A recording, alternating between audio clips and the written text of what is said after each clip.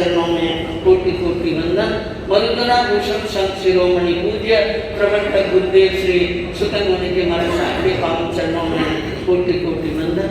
साधना की प्रतिमूर्ति सद्गुणों की उपासिका सरल मना शांत दांत गंभीरा गुरुवरिया महासती श्री सत्यवंत जी महाराज साहब के पावन चरणों में कोटि कोटि। धर्म प्रेमी बंधुओं, शीलवती माता में बहनों, कर्म के विपाक का बहुत ही सुंदर महत्वपूर्ण वर्णन चलता है। हमें डरना है तो किससे डरना है? कर्मों से डरना। भगवान से डरने की जरूरत नहीं है, क्योंकि हमारे कर्म अच्छे हैं तो भगवान कुछ भी बिगाड़ नहीं सकते, और हमारे कर्म बहुत यानी बुरे हैं तो भगवान हमें तिरा नहीं सकते। इसलिए डरना किससे है? किसी के जीवन के अंदर फूल मिल रहे हैं, किसी को कांटे मिल रहे हैं, तो इसके अंदर पीछे बहुत बड़ा कारण है, और वो कारण कौन सा है? शाम के 10 लेने के बाद में भी अगर किसी की मृत्यु नहीं होती है और छोटा सा एक कीड़ा डस गया, चींटी डस गई और चींटी ने काटा, तो प्राण निकल गए। इसके पीछे भी क्या है? हम नहीं समझते हैं कर्मों की गति को, इसलिए महावीर ने 2 ही शब्दों के अंदर बताया, गहनो करुणा गई। कर्मों की गति क्या है? बहुत गहन है। कितना ही अवगाहन कर लो तो भी कर्मों की गति को समझना बहुत बहुत बहुत कठिन, अति कठिन है। कर्म को समझना क्या है? अति कठिन है। महावीर ने कहा, अगर एक साधक इंसान अगर कर्मवाद को समझ ले तो जीवन के अंदर शास्त्र पढ़ने की जरूरत नहीं है, क्योंकि हमें दुखी करने वाले, सुखी करने वाले कौन है? हम दौड़ रहे हैं सुख के लिए, हमारी चेतना भाग रही है सुख के लिए। हम चाहते हैं परमात्मा का आश्रय मिले, लेकिन दौड़ ही उल्टी। दौड़ क्या? हम जिस रास्ते से होते हुए भगवान के पास में जाना चाहते हैं, या भगवान बनना चाहते हैं, या सुखी होना चाहते हैं, कुछ भी हो, जो हम चाहते हैं अच्छा आत्मा के लिए, वो मिल नहीं रहा है। क्यों? कि हमने रास्ते क्या पकड़ लिया? हाँ, गलत रास्ता, तरीका गलत, सलीका गलत, सोच गलत, रास्ता गलत। अब वो जिंदगी भर चलता रहे तो मंजिल मिलेगी क्या? हाँ, परमात्मा को ढूंढने के लिए बाहर जाते हैं, जंगल जाते हैं, और वन में जाते हैं, पहाड़ पर जाते हैं, गुफा में जाते हैं, जल के अंदर अथाह चले जाते हैं, आकाश में भी उड़ जाते हैं, लेकिन परमात्मा वहां पर है ही नहीं। हाँ, कहा कि खुदा को ढूंढने बाहर निकले, वहां पहला कदम ही गलत पड़ा। खुदा को ढूंढने बाहर निकले हैं, वहां पहला कदम ही गलत पड़ा, क्योंकि वो तो अंदर ही है और हम क्या ढूंढ रहे हैं? बाहर। और जिन्होंने अंदर ढूंढा है, जिन खोजा तिन पाइया गहरे पानी पे, जिसने खोजा अंदर में गहरे में जाकर, उनको क्या मिले हैं? भगवान मिले हैं। मैं आपको बताऊं कि एक व्यक्ति उल्टी चाल चले तो क्या होता है? गुजरात के अंदर एक हठी सिंह नाम का व्यक्ति था। क्या था? यथा नाम तथा गुण, समझ गए? यथा नाम तथा गुण। हट करना उनकी आदत थी। वो हट करता था, इसलिए लोगों ने उनका नाम क्या रख दिया? हठी सिंह पटेल। आप अहमदाबाद गए?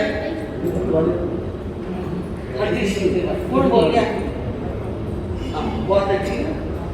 अहमदाबाद के अंदर राजस्थान उपाश्रय है, और हमने वहां पे चातुर्मास किया, तो वहां का एड्रेस बताना पड़ता ना।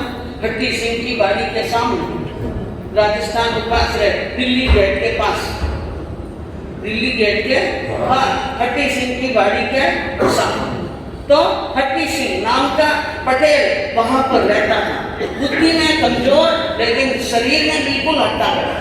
जितना शरीर में मजबूत हट्टा कट्टा, उतनी बुद्धि में क्या था? कमजोर। और जिसकी बुद्धि कमजोर हो ना, तो तो लोग उनका मजाक जल्दी उड़ाते हैं, मजाक करते रहते हैं। सर्दी का मौसम था, बहुत सारे लोग घरों से निकलकर धूप में बैठे धूप सेक रहे थे। वो भी वहां पर पहुंच गए। कौन पहुंच गए? हरटी सिंह। लोगों को मजाक हरटी सिंह और वो बाकी सब सूर्य, क्योंकि 2 प्रकार का धूप है। मनुष्य धूप सेकता है, अगर सूर्य की धूप सेके तो मुंह किधर होना चाहिए? बोलो आप बोलो। सूर्य की गर्मी कैसे रहनी चाहिए? पीठ से। कैसे रहनी? पीठ से। और अलाव जल रहा हो तो गर्मी कैसे रहनी चाहिए? सामने। ये भी समझने की बात है। सूर्य का आतप लेना हो तो पीठ की तरफ, यानी पूर्व दिशा की तरफ पीठ करना। क्या करना है? पीठ करना है। और अलाव जलता हो सामने। मारवाड़ी में कहीं के अलाव जलेंगे तब तापे, तब तापना होता है, कठिन तापना सामने। तो वहां सूर्य की गर्मी सेक रहे, सूर्य की धूप ले रहे थे, तो सबकी पूंछ किस तरफ थी? सूर्य की तरफ। तो परछाई कहाँ पड़ती है? जल्दी बोलो। सामने। परछाई क्या पड़ती थी? सामने। अब किसी व्यक्ति को मजाक सूझ गया कि भाई हरटी सिंह एक बात, तो बोलो क्या बात यह है, ये जो परछाई सामने पड़ रही है ना आगे, इनको तुम पीछे कर दो तो माने कि वाकई में तुम हरटी सिंह हो। क्या हो? हरटी सिंह ने हंसकर कहा, ये कौन सी बड़ी बात है? अरे मैं तो दौड़ में इतना पका हुआ हूँ, इतना भाग सकता हूँ, इन बेचारी परछाई की क्या औकात कि ये मेरे से आगे है। मैं तो इनको क्या कर सकता हूँ? पीछे करता हूँ। तो फिर बताओ करामात और करो इसको पीछे, तो जाने कि वास्तव में तुम क्या हो? हरटी सिंह। अब देखो, हरटी सिंह ने शर्त लगा दी और लोगों ने उनको उकसा दिया। अब हरटी सिंह अपनी परछाई को पीछे करने के लिए भागने लगा। क्या करने लगा? भागने लगा। और जहां से भागता है तो परछाई सामने पड़ रही है, आगे। अब वो भाग रहे हैं, इतना भागा, कोसों की दूरी तय कर दी, लेकिन परछाई पीछे नहीं गई। हाँकने लगा, पसीना होने लगा, परछाई पीछे नहीं हुई और थकान भी आने लगी, हैरान परेशान हो गया। लेकिन छाया तो आगे की आगे पड़ रही है। उसने विचार किया, शर्त रखी है और शर्त को जीतना मैंने, क्योंकि मैंने तो एक पदक जीत लिया दौड़ में। अब इस परछाई को तो पीछा करना है तो कर सकते हैं, लेकिन वो दौड़ रहा था मूर्खतापूर्ण दौड़। क्या कहना चाहिए उसको? ऐसे दौड़ रहा था, दौड़ते बहुत परेशान हो गया। सामने से आ रहे थे एक संत सहजानंद जी। कौन आ रहे थे? संत। उन्होंने कहा, पटेल साहब आज इतने क्यों दौड़ रहे हैं? अरे इतने क्यों भाग रहे हैं? ये शर्त रखी है और शर्त के अंदर मुझे जीतना है। इस बात की शर्त कि परछाई को पीछे करनी। क्या बात सीधी सी बात? परछाई को क्या करनी है? परछाई को पीछे करनी है। उन्होंने कहा रुको, दौड़ो मत, रुको। रोक दिया उनको और पीठ के पीछे जाकर उनके दोनों कंधों पर हाथ रखकर यूं मोड़, ऐसे मोड़ दिया। सूर्य के सामने कर दिया उसका मुंह। परछाई क्या चली गई। कितना सा काम था बोलो। ऐसा काम तो हम कई बार कर लेते हैं। बहुत छोटा सा काम, मुख मोड़ना। क्या मोड़ना? कभी आपने मोड़ा? बोलो, कभी आपने मुख मोड़ा क्या? कोई लड़ाई झगड़ो रह गया तो घणे मुंडा मोड़िया। हाँ, किन्हीं हद बहसबाजी रह जाए तो मुंडा मोड़ना, लेकिन मुंह मोड़ना बहुत कठिन है। ज्ञानियों ने कहा मुख मोड़ना क्या है? मुख मोड़ने का मतलब मुख नहीं मोड़ना, मन को मोड़ना। क्या मोड़ना है? और मन को कहां से मोड़ना? संसार से मोड़ना। और सन्मुख होना ज्ञान के। ज्ञान प्रकाश है। ज्ञान क्या है? प्रकाश। जैसे सूर्य के प्रकाश के सामने पटेल का मुख जाते परछाई क्या हो गई? पीछे। इसी प्रकार ज्ञान रूपी सूर्य के सामने परछाई पीछे हो जाती है और हमें सन्मार्ग मिल जाता है, लेकिन मन को मोड़ना बहुत, हाँ, मन को मोड़ना क्या है?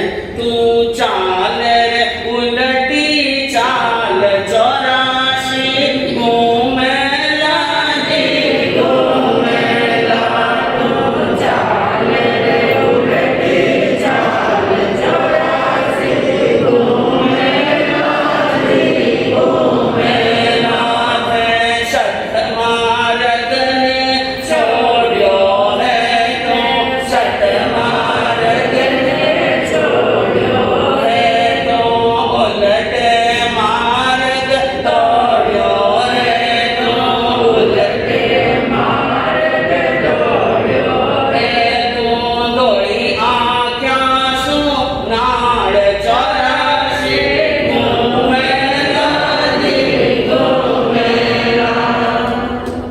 अब देखिए, यानी संत पुरुषों का कहना है कि तू चाले उल्टी चाल, हे मन, हे चेतन, हे भव्य आत्मा, तू उल्टी चाल चल रहा है, 84 घूमेला न घूमेला।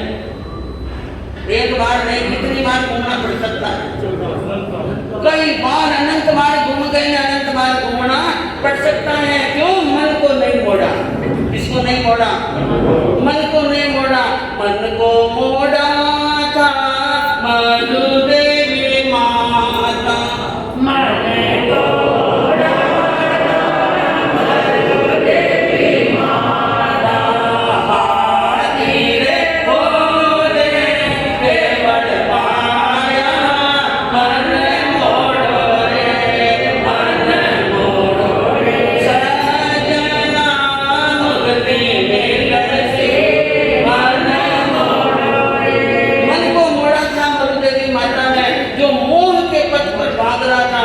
बेटा बेटा कर रही थी, पुत्र पुत्र कर रही थी, उपानम के ऊपर उपानम दे रही थी, लेकिन ऋषभ जी ने सामने नहीं देखा। और मारना मन के अंदर विचार आया, ये मेरे सामने नहीं देखता है तो क्या जरूरत है मुझे इनके लिए इतने विलाप करने की? किसका बेटा, किसका पोता, किसके घर, मैं किसके बात? एक ही तो मोह था ऋषभ देव से, और तो किसी से मोह नहीं था। बस मन मुड़ गए, मोह के रास्ते से मन मुड़ गया, इसलिए हाथी के होदे पर बैठे बैठे क्या हो गया? सामयिक में, अपसत में, सदुपना में, सावुपना में बैठ भी तमाम जिंदगी पर कोई के भाई यहाँ मन नहीं मुड़ियो, हल्का ही नहीं मुड़ियो, हाँ मन मुड़ियो नहीं, मन मोड़ना है। अरे मन को मोड़ा था भरत महाराजा, मन को मोड़ा आलिशा भवन में केवल पाया, मन मोड़ो रे, मन मोड़ो रे, सजना मुक्ति मिलती, मन मोड़ो रे। मन को मोड़ा था एलची पुत्र ने, मन को मोड़ा था एलची पुत्र ने, नाटक करता केवल पाया, मन मोड़ो रे। हमारे जैन साहित्य दर्शन के अंदर और आगमों के अंदर एक नहीं सैकड़ों उदाहरण है। मन को मोड़ा भरत महाराजा, और आलिशा भवन में क्या हो गया? हाँ, श्रृंगार कक्ष में श्रृंगार करने के लिए गए, शरीर को संवारने के लिए गए, ने आत्मा का श्रृंगार कर लिया, मन को मोड़ दिया। एक अंगूठी नीचे गिर गई, अंगुली की शोभा गई। उन्होंने देखा, मैं तो समझ रहा था मैं इतना सुंदर हूँ, लेकिन मैं सुंदर नहीं हूँ, सुंदरता तो इस अंगूठी से थी। दूसरी उतारी, तीसरी उतारी, चौथी उतारी, गले का हार उतारा, मुकुट उतारा, और ऐसे करते करते कपड़े उतारे, और देखा तो मेरा रूप तो असली ही है। मारवाड़ी की कहावत है कि एक रूप आकरो, याद रखना, एक रूप आकरो, 100 रूप कपड़ो, 1000 रूप गहनो गांठो, और लाख रूप नखरो। मनुष्य का तो एक रूप है, कपड़ा पहनने के बाद में 100 गुना होता है। और गहना पहनने के बाद में बच्चा अपना मैं फिर नखरा करें तो ना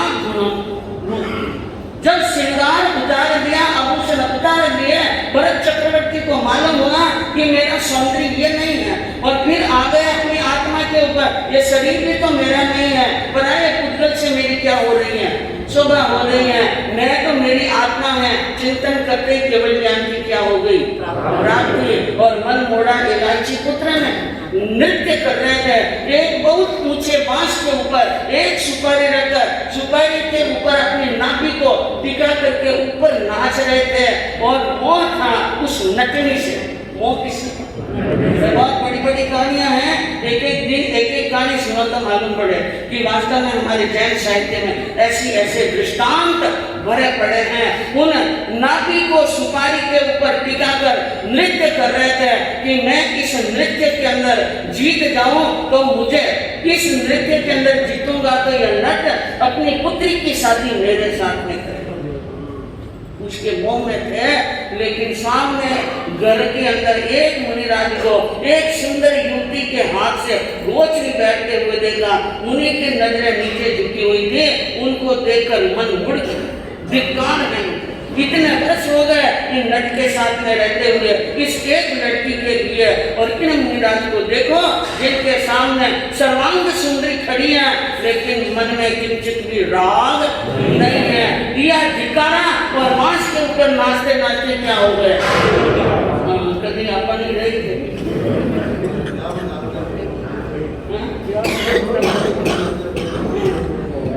तो बंधुओं, मन को मोड़ना है और चाल को क्या रखनी है, चाल को सीधी रखनी है, मन को मोड़ना। जिस दिन मन मुड़ जाएगा उस दिन हमारा जीवन सुधर जाएगा और आत्मा का क्या हो जाएगा।